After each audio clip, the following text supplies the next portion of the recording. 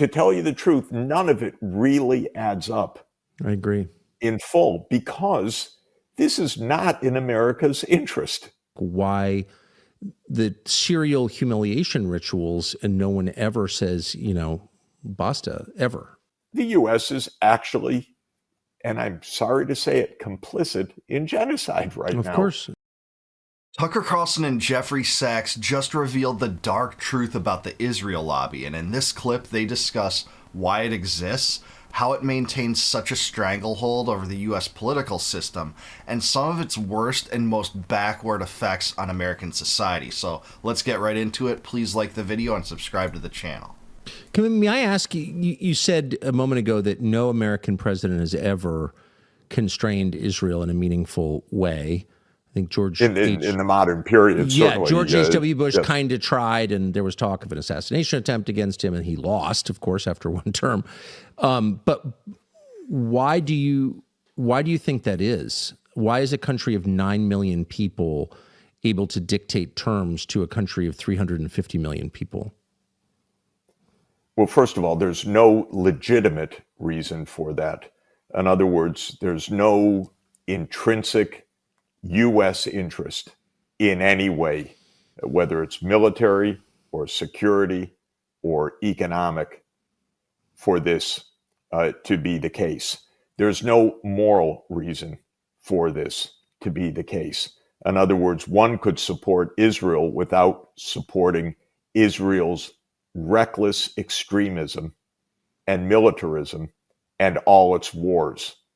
And so there's no reason for the United States government to have given a blank check, actually handed our military and our intelligence over to Israel to tell us what to do. There's no legitimate reason for this. The question why this is the case is, of course, I think to all of us, even no matter how much on the inside we are or how many decades we've watched this, a bit of a mystery. Yes. And because I've seen this close up for more than 50 years. Yeah, I have to agree. There's no close parallel to the situation between the United States and Israel, what I consider an unholy alliance. I mean, for instance, Iran is a BRICS country and Russia supports Iran, but the Ayatollahs don't get to wield influence over the Russian government. This is a relationship where the U.S. bankrolls a foreign country. They're the biggest recipient of U.S. foreign aid since Israel's inception. Over $300 billion. Last year they got $20 billion, while Americans languished this year. I think they've gotten about 12 so far. And in years prior, they got $4 billion per year. And all this such that Israel seems to influence our government more than our government seems to influence Israel, or is even interested in that prospect, in using U.S. leverage to stop the genocide in Gaza. Getting Israel to not put regime change on the table against Iran and then suck the U.S. into a war versus Iran. All these things are plagues on the American political system. They deprive us of wealth, they create debt, they encourage inflation, and it's America last. This is Israel first policy. So yeah, I'm with Sachs. And if you ask me, am I really sure why Netanyahu, who is a absolutely disgusting warmonger, who has dragged us into terrible wars, who is committing massive war crimes, why he gets 57 standing ovations in the U.S. Congress. If you ask me in my heart, do I really understand that? Is it the AIPAC lobby, the Israel lobby? Well, partly. Is it blackmail by Israel? Because there's no doubt a lot of credible claims of Epstein and more about blackmail. Is it that? Is it direct bribes? Is it fear of American politicians? Is it the mainstream media, which for a lot of reasons owned by a lot of billionaires that tend to be rather ardent Zionists? Is it the large Christian Zionist vote base which is also a real thing. Yeah, all this is true. All of this combines to make Israel paramount in the U.S. political system. I think he's naming a lot of interesting facets that people don't dive into. The dispensationalist belief among a lot of Christians holds that the modern state of Israel, it's an obligation on Christians to support. It's a total perversion of the scriptures, and that idea never came about in the entire history of Christendom until the 19th century and the early 20th century. That was an unknown theory or phenomenon essentially until then. That's a big point. AIPAC and the Israel lobby, they get a special carve out from Congress, don't have to register under FARA like every other foreign lobby, and you can imagine what they say if Russia got that kind of carve out, right? If Russia didn't have to register, and then there was a Russia American PAC that boasted about having 361 representatives in its pocket. I think we all know what would happen. All those people would be traitors, but then you don't hear a peep from the political establishment about AIPAC and its influence. Thankfully, more and more people are speaking out about it. People like Matt Gaetz and Marjorie Taylor Greene and Thomas Massey, now on the right, are total heroes about this, but it is a combination of those factors, certainly so. To tell you the truth, none of it really adds up. I agree. In full, because this is not in America's interest. It's not in America's interest to be isolated in the world together with a murderous rogue state, which is, sad to say, what the Israeli government has become. It is the most lawless state in the whole world right now. It's committing massive war crimes. It is, as Netanyahu said, at war in 7 fronts. If you're at war in 7 fronts, that's pretty weird. That shows you don't have diplomacy. You have war as a policy. This is exactly right. It's not normal for a country to attack 7 of its adversaries, quote unquote adversaries and neighbors in a year, in about a 2-year stretch since October 7th, and to have that supported and bankrolled by the United States, with the United States stopping none of it, up to and including the Israeli bombing of a U.S. ally, ostensibly, Qatar, however you want to say it, Qatar. And that is the entity that Netanyahu used to funnel money to Hamas through Qatar as an intermediary, by the way.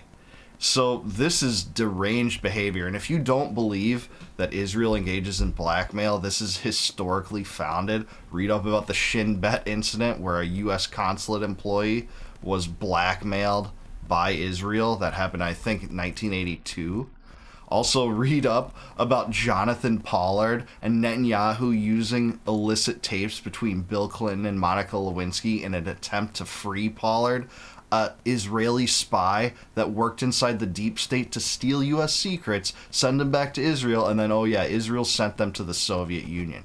That's what we have here. This is our greatest ally in the Middle East.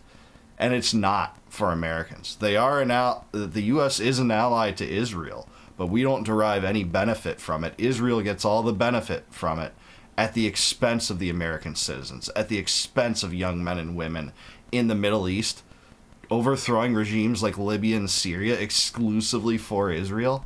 I want no part of that. And of course, Netanyahu does have war as a policy.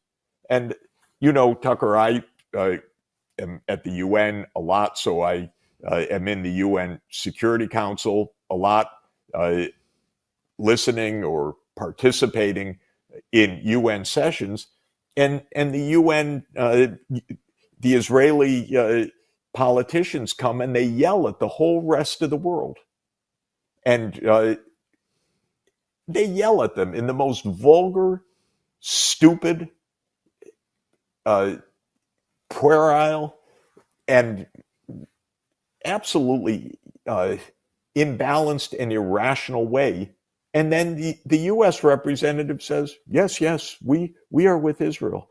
So if you ask me why this is fundamentally, first, it's disgusting. Second, it is no rational basis. And third, if it is the money, the lobbying, the mass media propaganda, the really strange beliefs of some people, whatever it is, even all of that, for my mind, doesn't add up, because a president of the United States should be able to figure this out a little bit better, that this is absolutely not in America's interest. And we do not have a military that is to be handed out to another country to do whatever reckless things that country is doing. That's exactly right. There's nothing about this in America's interest, and that's what it all comes down to. Even if you support Israel, you like Israel as a country, and you sympathize with the plight of their people according to the common narrative, you would want to have your money, if you're a patriotic America, dedicated to American causes. Not to have it subsidize the security, and by security I mean the warfare and genocide of a foreign country in the Middle East. It's so backward in so many ways. And what he said about the UN Security Council is so true and striking about the impotency of globalist organizations like that, by the way, where there's something like 190 countries that recognize Palestinian statehood and, denounce Israel for what they're doing. But the U.S. is one of 5 countries with veto power over the UN Security Council. And that means that no matter how many attempts there are to carve out a Palestinian state and maybe try to avert all this bloodshed and warfare since 1947, it doesn't matter, because the U.S. just puts the kibosh on it. The U.S. and Israel are isolated from the rest of the world on this viewpoint, and the best course is for the U.S. to just stay out of this question. Stop aiding either side of the conflict, and it's been $300 billion down the drain to Israel since its inception. And right now, Israel is not only doing reckless things, it is committing a genocide. And that is not my opinion. That is the opinion pervasively of both scholars and specialists in this matter, and in Israeli human rights organizations, in countless observers inside Israel and observers all over the world. So the U.S. is actually, and I'm sorry to say it, complicit in genocide right now. Of course. A president should be able to figure this out. And they don't. And so when you ask me this question, I can give you a list of answers, but somehow it doesn't add up for me, because this is not so hard to figure out that we are on a terribly wrong track. Absolutely, and I think it's a big deal, by the way, that if you notice there, Tucker Carlson just agreed with Jeffrey Sachs saying, of course, to the idea that the U.S. is complicit in genocide. That takes courage enough on the right. Tucker's been a heroic voice, condemning the U.S. attachment to this country, despite saying that he actually likes the country. He's been there. He has nothing against the people and the society. It's the criminal government, and especially Netanyahu, that he grilled in this segment. So I think it's a big deal that someone like Tucker Carlson, just like Marjorie Taylor Greene, acknowledges that this is a genocide. That really shows the shifting tides of opinion on this question, to have the biggest conservative influencer in the country on board. I agree with you completely. I've thought about it a lot, and you don't have to hate Israel, which I don't, to ask why the serial humiliation rituals, and no one ever says, basta, ever. And I do think people perceive a deep threat. Well, I know that that's true. I wonder if the attack on Doha, on Qatar, and in general, the kind of nonstop effort to malign Qatar is the most important player in U.S. politics. It's also deranged. It's all projection. But I wonder if bombing a close U.S. ally, kind of critical U.S. ally in that region, Qatar is a critical U.S. ally, just to be clear. I wonder if that was too much. I wonder if that was the beginning of the end for Bibi. I have to say, there's been a lot that should have been the beginning of the end, going back 30 years, going back to the Iraq War, and even before that. Starving a population in Gaza as Israel is doing right now should have been enough, even without the bombing.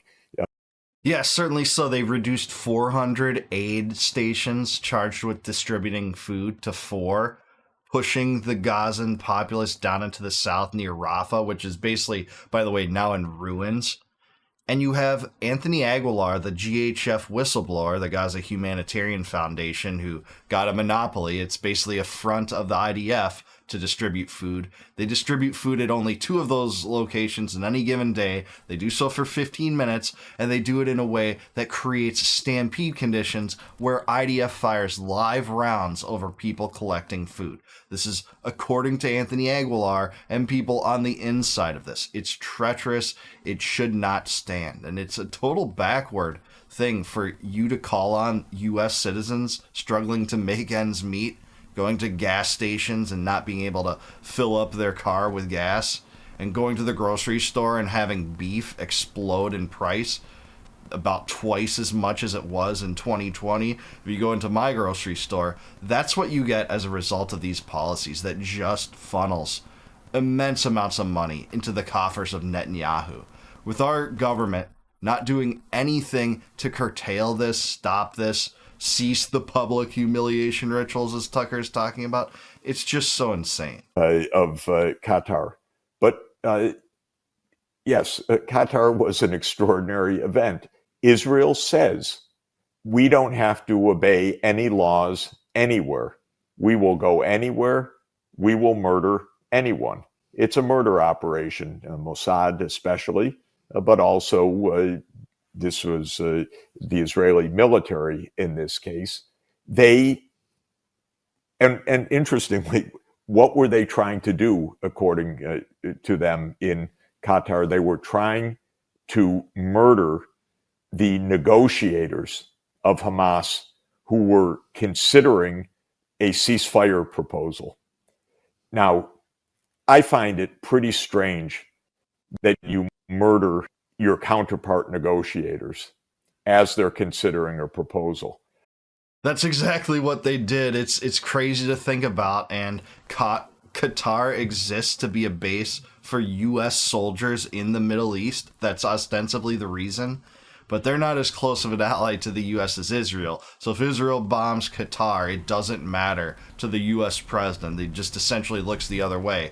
They say, oh, Trump was angry. But does that lead to any actual stipulations or inhibitions against Israel? It doesn't. It doesn't end up with any threats to withhold funding or anything of the sort. Sachs is right here. This was a crazy operation. And Hamas has been willing to negotiate to exchange hostages since the ceasefire that Trump himself orchestrated as he stepped into the Oval Office this term. But it was Netanyahu that violated that.